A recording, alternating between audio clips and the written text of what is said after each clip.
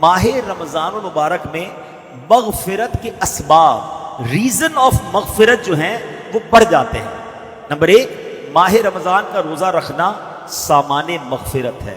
رمضان میں قیام کرنا یعنی جو رات جاگ کر عبادت کرتے ہیں یہ بھی مغفرت کا ذریعہ ہے۔ ماہ رمضان کی شب قدر میں عبادت کرنا یہ مغفرت پانے کا ذریعہ ہے۔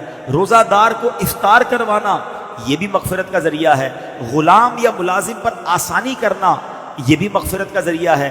رمضان المبارک میں ذکر اللہ کی کثرت کی جائے کہ حدیث پاک میں ہے ماہ رمضان میں ذکر اللہ کرنے والا بخشا ہوا ہے، تو ذکر اللہ بھی مغفرت کا ذریعہ ہے۔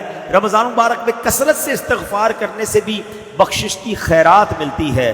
اللہ اکبر، ذرا سوچئے، اتنے سارے ریزن، اتنے سارے اسباب ہیں ماہ رمضان میں، یعنی رمضان تو ہمیں بخشوانے آ رہا ہے، ہم پر مہربانی کی جا رہی ہے، ہمیں چانس دیا جا رہا ہے کہ اے میرے گناہگار بندو، وہ مہینہ آنے والا ہے کہ تمہاری بخشش کے لیے ہے، تو ہمیں ماہ رمضان میں خوب عبادت کرنی ہے۔ اے میرے پیارے اسلامی بھائیوں، ماہ رمضان میں اب جب مغفرت کے اسباب ہم نے سنے نا، تو ہم نے کیا کیا کرنا ہے یہ ذرا غور کریں۔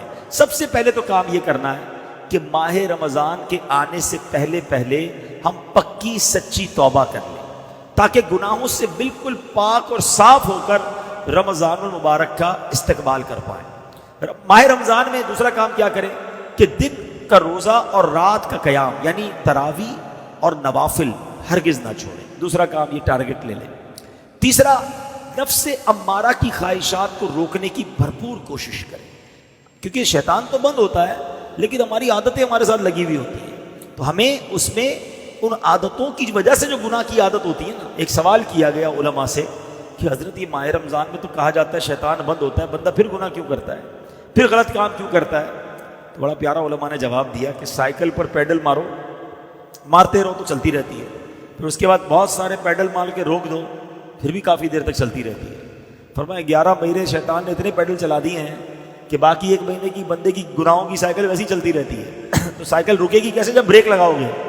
تو گناہوں کی عادت پر بریک لگانا ہے رمضان میں۔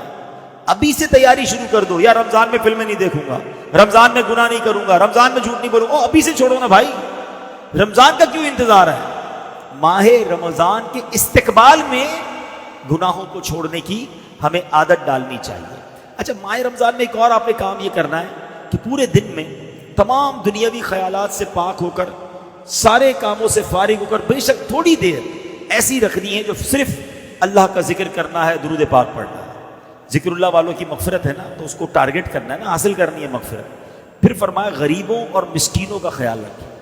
ماہ رمضان میں غریبوں پر وسعت کریں، غریبوں پر خرچ کریں، لوگوں کے ساتھ اچھا برتاؤ کریں۔ پھر ماہ رمضان میں ایک اور کام یہ کرنا ہے کہ خوب تلاوت کرنی ہے۔ ماہ رمضان تو ہے ہی نزول قرآن کا مہینہ نا، خوش نصیب لوگ میں نے دیکھا ہے کہ خوب تلاوت کرتے ہیں، تو کوشش کریں اللہ توفیق دے تو 3 بار قرآن ختم کر لیں، 3 بار نہ کر سکے تو کم از کم 1 بار تو ختم قرآن رمضان میں اپنی تلاوت سے کریں۔